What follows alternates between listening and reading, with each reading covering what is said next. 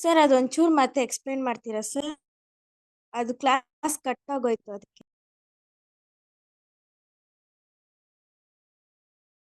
First question ನೋಡಿ. First question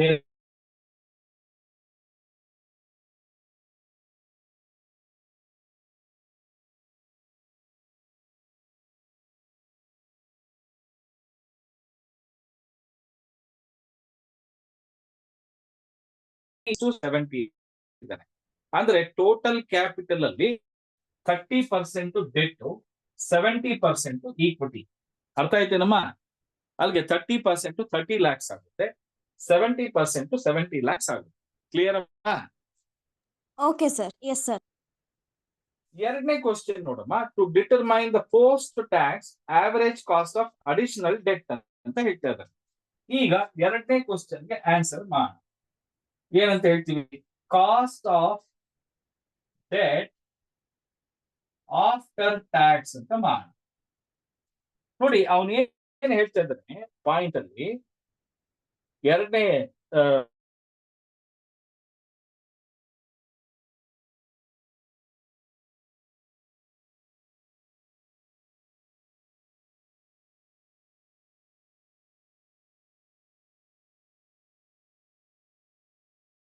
ನೋಡಿ total ಸಾಲ ತಗೊಂಡ್ರೆ ಎಷ್ಟಪ್ಪ ಅಂದ್ರೆ 30 lakhs. ಅದರಲ್ಲಿ 20 ಲಕ್ಷದವರೆಗೂ 10%. ಇನ್ನ ಉಳಿದಿರ್ತಕ್ಕಂತ 10 ಲಕ್ಷಕ್ಕೆ ನಾವು ಎಷ್ಟು ರೂಪಾಯಿ ಸಾಲಕ್ಕೆ ತಂದಿರ್ತೀವಿ ಅಂದ್ರೆ 14% ಸಾಲಕ್ಕೆ ತಂದಿರ್ತೀವಿ. ಅರ್ಥ ಆಯ್ತಾ ಪುಟ್ಟ ಈಗ? Yes sir. ಹಾಗಾದ್ರೆ ಕಾಸ್ಟ್ ಆಫ್ ಡೆಟ್ 10% ಆದ್ರೆ ಇಂಟ್ರೆಸ್ಟ್ ಇಂಟು 1 ಮೈನಸ್ ಟಿ ಅಂದ್ರೆ 10% ಗೆ 1 minus 50% is the tax rate 0.5. ಅಲ್ಲಿಗೆ 5% ನಾವು ಆಫ್ಟರ್ ಟ್ಯಾಕ್ಸ್ ಅನ್ನ ನಾವು ಡೆಟಾರ್ಸ್ ಡಿಬೆಂಚರ್ಸ್ ಗೆ ನಾವು ಇಂಟ್ರೆಸ್ಟ್ ಅನ್ನ ಕೊಡಬೇಕು. ಇನ್ನೊಂದಿದೆ, ಅದೇನಪ್ಪಾ ಅಂದ್ರೆ ಇಂಟ್ರೆಸ್ಟ್ 14% ತಗೊಂಡ್ಬಂದಿದ್ದೀವಿ. ಆಫ್ಟರ್ ಟ್ಯಾಕ್ಸ್ ಆದ್ರೆ ಎಷ್ಟು ಬರುತ್ತೆ? 7% ಬರುತ್ತೆ. ಅರ್ಥ ಆಯ್ತೇನಮ್ಮ? Yes sir. ಈಗ ಎರಡು ಕ್ವಶನ್ ಆನ್ಸರ್ ಮಾಡುತ್ತೆ. ಮೂರನೇ ಕ್ವಶನ್ ನೋಡಿ. To determine the cost of retained earnings and equity ಅಂತ ಹೇಳ್ತಾರೆ. ಈಗ cost of equity or retained earnings. ನೋಡಿ ರಿಟೈನ್ಡ್ ಅರ್ನಿಂಗ್ಸ್ ಕಾಸ್ಟ್ ಆಫ್ ಈಕ್ವಿಟಿಗೂ ಎರಡು ಸೇಮ್ ಬರುತ್ತೆ. ಕಾಸ್ಟ್ ಆಫ್ ಈಕ್ವಿಟಿಗೆ KE ಅಂತ ಕರಿತೀವಿ. ಅದಕ್ಕೆ formula dividend divided by market price per share into 100 plus growth rate. ಇಲ್ಲಿ ನಮ್ಗೆ ಒಂದು ಅದ್ಭುತವಾಗಿರ್ತಕ್ಕಂಥದ್ದು ಏನಪ್ಪಾ ಅಂದ್ರೆ ಡಿವಿಡೆಂಡ್ ಕೊಟ್ಟಿಲ್ಲ. ಡಿವಿಡೆಂಡ್ ಕೊಟ್ಟಿಲ್ಲ ಅಂದ್ರೆ EPS ಇಂಟು BP ರೇಷಿಯೋ ಅಂತ ಹೇಳ್ತೀವಿ. ಡಿವಿಡೆಂಡ್ ಪೇ ಔಟ್ ರೇಷಿಯೋ ಅಂತ ಹೇಳ್ತೀವಿ. ಅಂದ್ರೆ ಕಂಪನಿ ಎಷ್ಟು ರೂಪಾಯಿ ಲಾಭ ಅರ್ನ್ ಮಾಡುತ್ತೆ, ಈಕ್ವಿಟಿ ಶೇರ್ಗೆ ಕೊಡ್ಬೇಕು ಅಂತ ಅನ್ಸುತ್ತೆ, ಅಷ್ಟನ್ನು ಎತ್ತು ಕೊಟ್ಬಿಡೋದಿಲ್ಲ. ಅದರಲ್ಲಿ ಸ್ವಲ್ಪ ಅಮೌಂಟ್ ನ ಮಾತ್ರ ಡಿವಿಡೆಂಡ್ ಆಗಿ ಕೊಡ್ತೀವಿ, ಉಳಿದಿದ್ದನ್ನ ರಿಟೈನ್ಡ್ ಅರ್ನಿಂಗ್ಸ್ ಆಗಿ ಇಟ್ಕೊಳ್ತೀವಿ. 4 ರೂಪಾಯಿ EPS ಬಂದಿದೆ, ಅದರಲ್ಲಿ 50% ಡಿವಿಡೆಂಡ್ ಕೊಡ್ಬೇಕು ಅಂತ ಡಿಸೈಡ್ ಮಾಡಿದ್ವಿ. ಹಾಗಾದ್ರೆ 2 ರೂಪಾಯಿ ಡಿವಿಡೆಂಡ್ ಬರುತ್ತೆ. ಹಾಗಾದ್ರೆ ಡಿವಿಡೆಂಡ್ 2 ರೂಪಾಯಿ. ಮಾರ್ಕೆಟ್ ಅಲ್ಲಿ ಈಕ್ವಿಟಿ ಶೇರ್ದು 44 ರೂಪಾಯಿ ಇದೆ. ಗ್ರೋತ್ ರೇಟ್ 10% ಇದೆಯಂತೆ. ಎಷ್ಟು ಬರುತ್ತೆ ಹೇಳ್ರಪ್ಪ?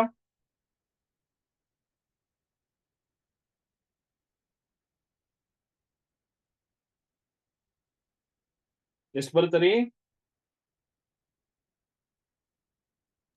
14.54 ಬರುತ್ತೆ.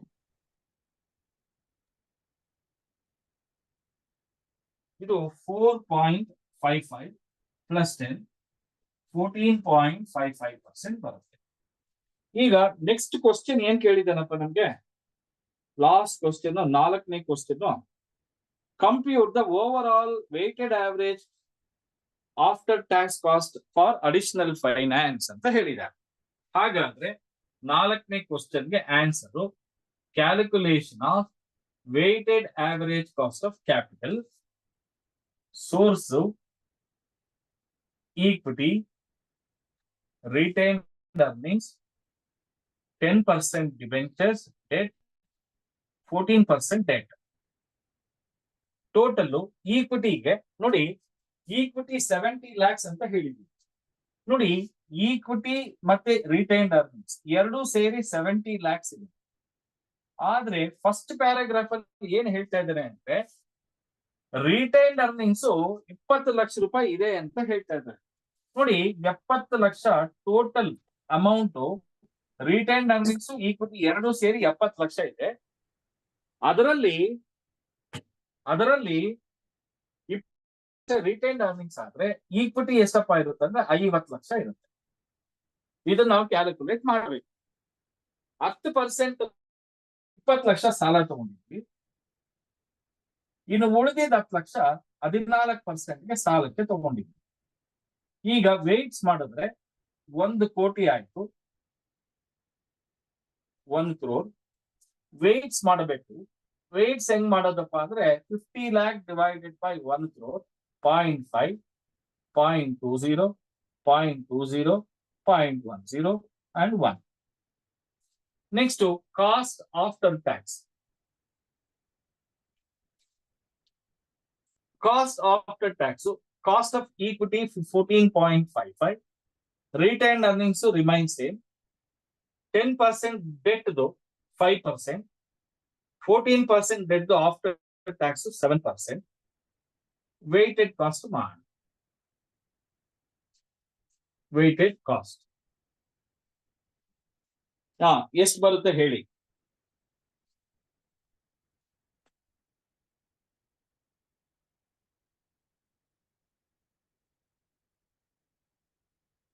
$14.55, 7.275,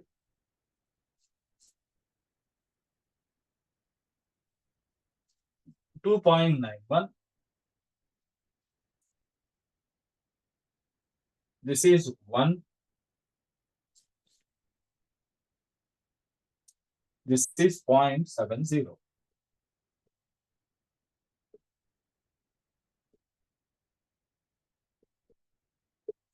So therefore, weighted average cost of capital is 11.885%. ಇದು ಡಿ ಕ್ವಶನ್ಗೆ answer. A, B, C, D total 10 marks. Clear ಆಯ್ತೇನ್ರಪ್ಪ? ಸರ್, ಇದು ಈಕ್ವಿಟಿಯಲ್ಲಿ 70 lakhs ತಗೊಳ್ದೆ 50 lakhs ಯಾಕೆ ಸರ್ ತಗೊಂಡಿದೀವಿ? ನೋಡಮ್ಮ, ಟೋಟಲ್ ನಮಗೆ ಶೇರ್ ಹೋಲ್ಡರ್ಸ್ ಫಂಡ್ ಅಂತ ಹೇಳ್ತೀವಿ. ನೋಡಿ, ಶೇರ್ ಹೋಲ್ಡರ್ಸ್ ಫಂಡ್ ಅಲ್ಲಿ ಏನೇನ್ ಬರುತ್ತೆ ಅಂದ್ರೆ, equity share capital plus reserves and surplus. ಇಲ್ಲಿ ಟೋಟಲ್ ಡೆಟ್ ಟು ಈಕ್ವಿಟಿ ಅಂತ ಹೇಳಿ 30:70 ಕೊಟ್ಟವನೆ. 1 ಕೋಟಿ ಟೋಟಲ್ ಲಯಬಿಲಿಟಿ, ಟೋಟಲ್ ಕ್ಯಾಪಿಟಲ್. ಅದ್ರಲ್ಲಿ 30% ಡೆಟ್ ಆದ್ರೆ, ಸಾಲ ಆದ್ರೆ, ಇನ್ನು 70 ಶೇರ್ ಹೋಲ್ಡರ್ಸ್ ಫಂಡ್ ಆಗುತ್ತೆ.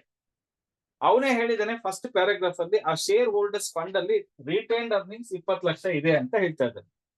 ಅಲ್ಲಿಗೆ 70 lakhs ಅಲ್ಲಿ ರಿಟೈನ್ಡ್ ಅರ್ನಿಂಗ್ಸ್ 20 ಆದ್ರೆ, ಇನ್ equity share 50 lakhs sir. Okay sir. ಕರೆಕ್ಟಾ? ಕರೆಕ್ಟ್ ಏನಮ್ಮ? ಹಾ sir, okay sir. Okay. Any doubts, guys? This is a very, very important question. ಇದೇ ತರದ ಕ್ವಶನ್ ನಂಬರ್ ಚೇಂಜ್ ಮಾಡಿ ಕೊಟ್ಬಿಡ್ತಾನೆ, ನೀವು ಗಾಬರಿ ಆಗ್ಬಾರ್ದು. ಓಕೆನಾ? Yes sir. ಓಕೆ. ಅದೇ ಕ್ವಶನ್ ಅಲ್ಲೇ ಕ್ವಶನ್ ನಂಬರ್ ಯಾವ್ದೋ ಇದೆ ನೋಡೋಣ. ಅದನ್ನ ಸಿಂಪಲ್ ಆಗಿದೆ, ನೀವೇ ಮಾಡ್ಬೋದು. ನೋಡೋಣ.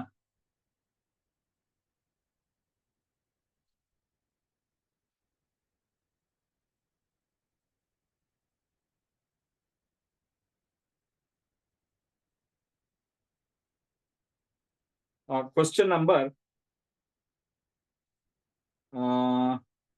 5. ಕ್ವಶನ್ ನಂಬರ್ 5 ನೋಡಿ. ನೋಡಿದ್ರಾ? ಇದು 5 marksಗೆ 5 minutes ಅಲ್ಲಿ ಬರುತ್ತೆ. ಎಷ್ಟು ಮಿನಿಟ್ ಅಲ್ಲಿ? 5 minutes ಅಲ್ಲಿ ಸರ್. 5 minutes. ಇದು 5 minutes ಪ್ರಾಬ್ಲಮ್ ಇದು. A company has in the books following amounts and specific cost of each type of capital. Types of capital, debt, preference, equity, retained earnings, book value, market value ಕೊಟ್ಟಿದ್ದಾನೆ. But market value ನಲ್ಲಿ ಈಕ್ವಿಟಿಗೂ retained earnings book value separate ಕೊಟ್ಟಿದ್ದಾನೆ. ಆದ್ರೆ market ವ್ಯಾಲ್ಯೂಗೆ ಮಾತ್ರ ಎರಡು ಸೇರಿಸಿ 12 lakhs ಅಂತ ಹೇಳಿದ್ದಾನೆ. ಮತ್ತೆ ಸ್ಪೆಸಿಫಿಕ್ ಕಾಸ್ಟ್ 5, 8, 15, 13 ಅಂತ ಕೊಟ್ಟಿದ್ದಾನೆ. ಟೋಟಲ್ ಕ್ಯಾಪಿಟಲ್ ಕೊಟ್ಟಿದ್ದಾನೆ. Determine the weighted average cost of capital using book value weights and market value weights ಅಂತ ಹೇಳಿದ್ದಾರೆ. ಈಗ weighted average cost of capital, book value ಹೆಂಗ್ ಮಾಡೋದು? ಫಸ್ಟ್ ಸೋರ್ಸ್ ತಗೋಣ. ಸೋರ್ಸ್ ಅಲ್ಲಿ debt, preference capital, equity capital, retained earnings. This is amount, book value amount 4 lakhs, 1 lakh, 6 lakh and 2 lakhs. Total 13 lakhs. ಈಗ weights ಮಾಡೋಣ. Weights ಮಾಮೂಲಿ 4 lakh divided by 13 lakh, 1 lakh divided by 13 lakh, 6 lakh divided by 13 lakh, 2 lakh divided by 13 lakh. After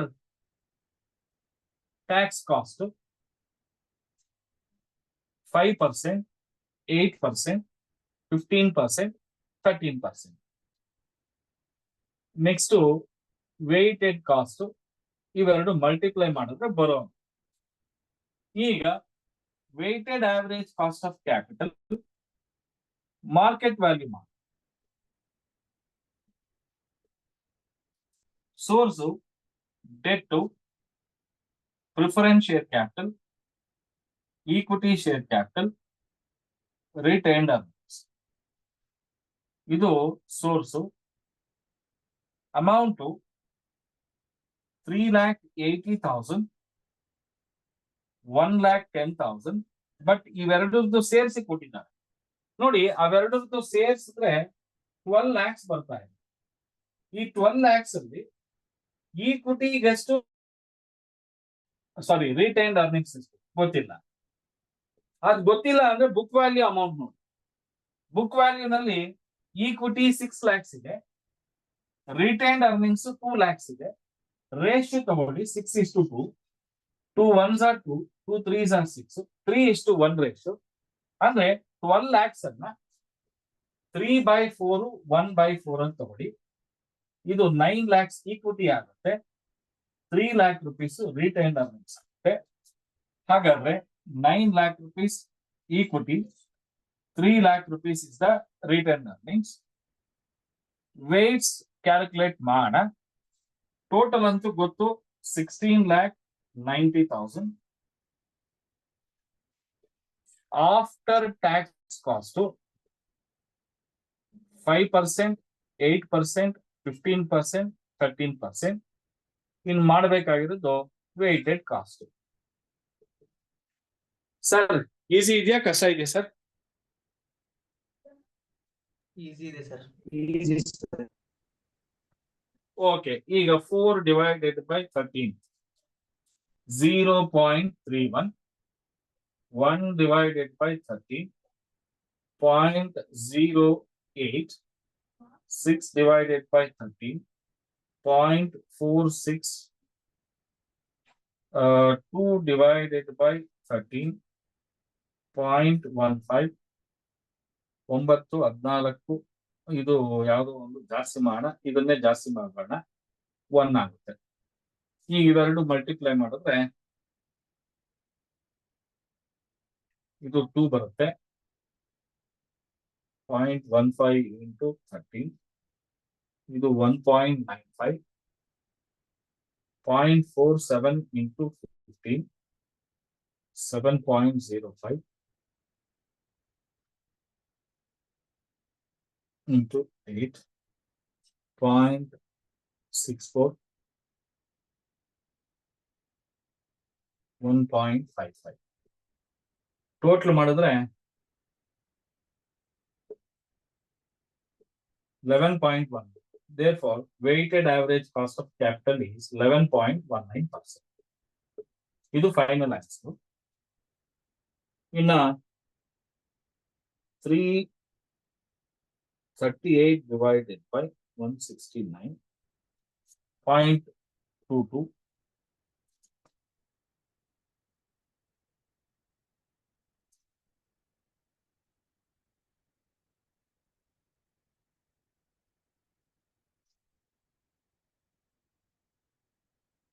Zero 7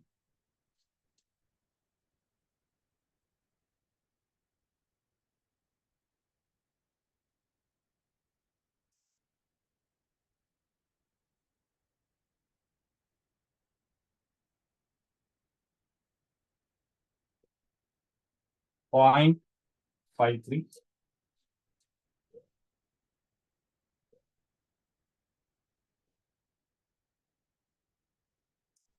0.18. Correct ಆಗಿದೆ. ಈಗ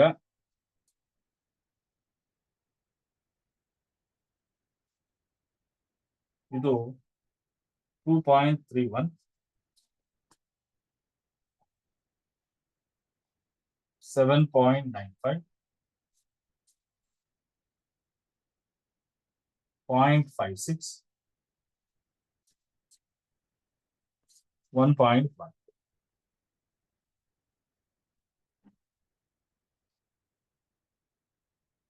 So therefore, weighted average cost of capital is 11.92%. Correct ಆಗಿದೆ sir?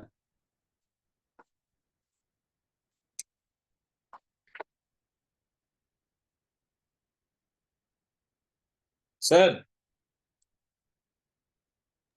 Yes, Yes, sir. sir. So ನಾಳೆಗೆ ಇನ್ನು VTUದು ಒಂದೆರಡು question paper ಮಾಡೋಣ, 24ದು 23ದು, ಆಮೇಲಿಂದ ಮುಗಿಸೋಣ. ಓಕೆನಾ? Yes, sir. Okay, sir. Sir, ಈಗ 10 So- marks ಮಾಡಿದ್ರಿ ಅಲ್ವಾ? ಪ್ರತಿ ವರ್ಷನೂ 15 ಮಾರ್ಕ್ಸ್ 20 ಮಾರ್ಕ್ಸ್ಗೆ ಕೇಳ್ತಾ ಇದ್ದಾನೆ. ಸೊ ಹಾಗಾಗಿ ನಾವು ಈ ಚಾಪ್ಟರ್ನ ತುಂಬಾ ಇಂಪಾರ್ಟೆಂಟ್ ಅಂತ ತಗೊಳ್ಬೇಕಾಗುತ್ತೆ. ಹೇಳಮ್ಮ. ಈಗ 10 marks ಮಾಡಿದ್ರಿ ಅಲ್ವಾ ಸರ್, ಅದ್ರಲ್ಲಿ ಅಡ್ಜಸ್ಟ್ಮೆಂಟ್ಸ್ ಇತ್ತಲ್ಲ, ಅದೆಲ್ಲ ವಿಟಿಒದಲ್ಲಿ ಸೇಮ್ ಇದೆಯಾ ಸರ್ ಕಾನ್ಸೆಪ್ಟ್ಸ್? ಸೇಮ್, ದೇವರಣೆಗೂ ನನ್ನ ಹಣೆಗೂ ನಿನ್ನ ಹಣೆಗೂ ಸೇಮ್ ಇದೆಯಮ್ಮ. ಇನ್ನು ವಿಟಿಯುಗೆ ಇದಕ್ಕಿಂತಲೂ Okay, sir. ಸಿಂಪಲ್ ಆಗಿ ಕೇಳ್ತಾನೆ, ಇದಕ್ಕಿಂತಲೂ ಸಿಂಪಲ್ ಆಗಿ ಕೇಳಿದ್ದಾನೆ ವಿಟಿಯುಗೆ. ಇನ್ನು ಬೆಂಗಳೂರು Okay, ಯೂನಿವರ್ಸಿಟಿ sir. ಅವ್ರಿಗೆ ತಲೆಕೆಟ್ಟ ಕ್ವಶನ್ ಎಲ್ಲ ಕೇಳೋನೆ, ಪರವಾಗಿಲ್ಲ. ಬಟ್ ಒಂದೇ ತರ ಇದೆ ಅಲ್ವಾ, ಏನಂತ ಇದೆಯಾ ಡಿಫ್ರೆಂಟ್? ಕಷ್ಟ ಇಲ್ಲ ಇದೆಯಾ ಸರ್, ಓದ್ಲಿ? ಡಿಫ್ರೆನ್ಸ್ ಏನಿಲ್ಲ. ಡಿಫರೆನ್ಸ್ ಏನಿಲ್ಲ, ಎಲ್ಲ ಕರೆಕ್ಟ್ ಆಗಿರುತ್ತೆ. Okay, see you tomorrow at 8 o'clock. Okay, Okay, sir. Thank Thank you, you, sir.